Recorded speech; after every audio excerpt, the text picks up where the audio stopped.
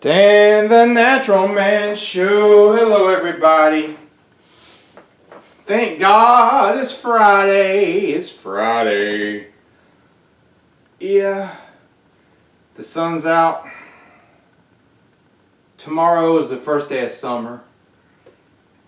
And the South, it's been raining. It's been raining for 2 months, 3 months. But then tomorrow is the first day of summer. And the heat index is going to be around 105 degrees. But it's not going to rain, but it's going to be hard to enjoy outside because it'll be so hot. The weather here, woo, I'm telling you. Good weather days seem to be getting more rare here. I don't know. Anyway, I want to talk about blood pressure today. High blood pressure. I want to talk about high blood pressure because did you know that high blood pressure is I think it's the number one cause that people go to see a doctor for. And look, these doctors, it depends on who you go to. Some of them are like, I just take a pill and he won't say anything else. Some of them will try to give you a little bit of dietary advice and a pill. But the truth is, medical doctors aren't trained in diet or exercise to help diseases. And I don't even call high blood pressure a disease. They'll tell you it's a disease, but high blood pressure is actually a symptom of something going on in the body. Okay? So the first thing we want to look at, we have to be honest with ourselves. Are we overweight? Okay? Even a little bit, even 10, 20 pounds overweight. Some people are more sensitive than others. But if you're overweight, dropping weight, blood pressure is very sensitive to weight drops, meaning when you drop weight, the blood pressure will usually start to come down. So you may be 10, 20, 30, 40, 50 plus pounds overweight, and this could be affecting your blood pressure. And if it is, well, we have to start a lifestyle to reduce our weight. And it doesn't have to be killing yourself and all these things, eating cardboard. No. I teach a whole food plant-based diet. I do give people some leeway in there because people aren't perfect. I'm not perfect. What I care about the most is getting you results, helping you get results. I can't do anything for you. I teach you, I show you, but you have to take the action. So if you're overweight, start to cut your weight. You gotta find your calories. You gotta find your maintenance calories. There's lots of calculators online now that are pretty accurate. You also have to be honest with the calculator. It's going to ask you how many days a week do you exercise. It's going to ask you if you're sedentary. You want to be truthful to get a accurate maintenance. This way you can figure out how many calories you need to start cutting for you to start cutting body fat. Remember, we want to lose body fat. When I say weight loss, we're targeting body fat. So for every 2 pounds you lose, on average, your blood pressure can drop 1 point, systolic. So my God, if you lost 50 pounds, that could be up to 25 points. That's huge, okay? So that's number one, weight loss. Number two, you want to make sure you're hydrating every day, especially with summer here now. Especially if you sweat, you want to hydrate. Even if you're, I know some of you may not feel thirsty, but it's still important to drink fresh, clean water every day. I know there's a recommendation of drink half your body weight in ounces. So if you're 200 pounds, try to drink 100 ounces. Dr. Christopher taught us that you should drink a gallon a day, distilled water. But it's important to hydrate because if you're dehydrated, this can make your blood pressure go up.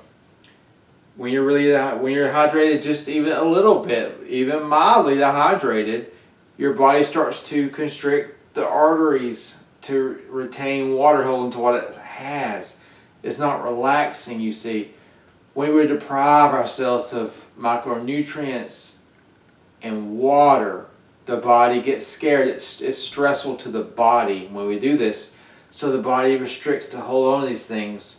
Just keep your blood pressure up. So the first thing, start to lose weight. Second thing, make sure you're drinking enough water every day. And yes, water, it has to be water. Water is the best hydrator, okay? Number three, Stress, we had to deal with our stress.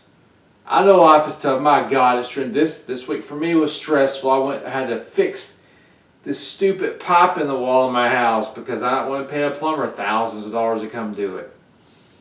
And I'm an amateur, you know what I mean? But I figured I had a friend help me figure it out. But God, it was stressful. It took most of my week. It took me away from my work with my clients and building programs to help everybody.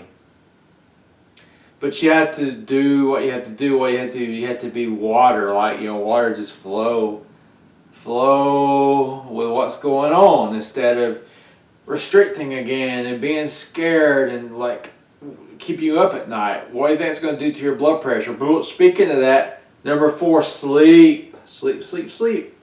If you're missing out on sleep, this will make your blood pressure go up. Okay, we want to strive for 7 to 9 hours of sleep every night. And it doesn't matter what time you go to bed. It's good to try to go to bed between 9 and 10 p.m. if you can. Because that way you'll get more of the deep sleep that we need. I think they call it the REM sleep. That's when the body is healing and the heart gets relaxed. Because it doesn't get relaxed much during the day, especially if we're stressed out or we're very physical. So I think we're on number 5 now. I don't know, whatever. Some people are sensitive to too much sodium in the diet, okay? Some people's blood pressure responds when they start to cut the sodium. If you want to try to cut your sodium, try to cut it down to about 1,500 milligrams a day.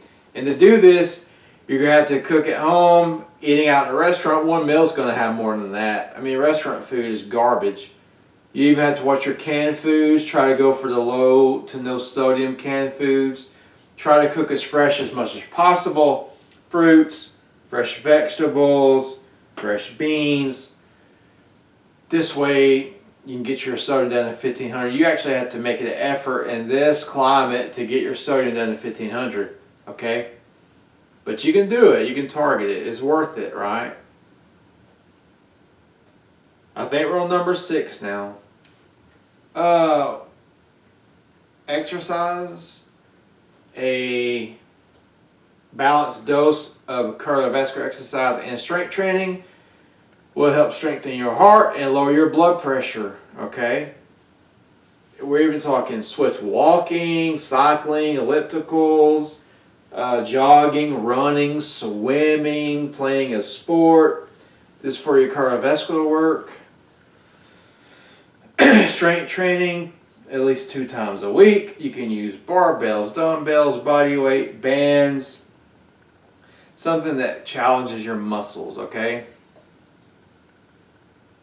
And the SAF found that combining both types of exercise, strength training and cardiovascular training, gives you the best heart health benefits. Okay. Let's end with the herbs, okay? This is herbs. I've had a few clients over the years that this really helped them. Dr. Christopher's Hawthorne Berry Syrup. This is, you're using them together. Dr. Christopher's Hawthorne Berry Syrup.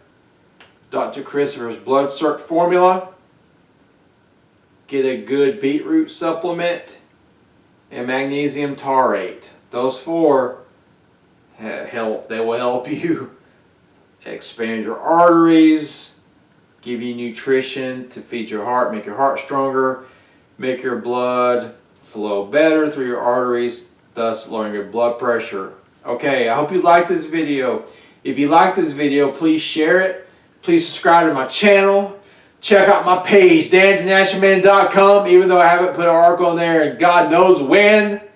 But check it out anyway. Maybe I'll get back there one day and start writing more articles again. But as always, remember, until next time, keep it natural.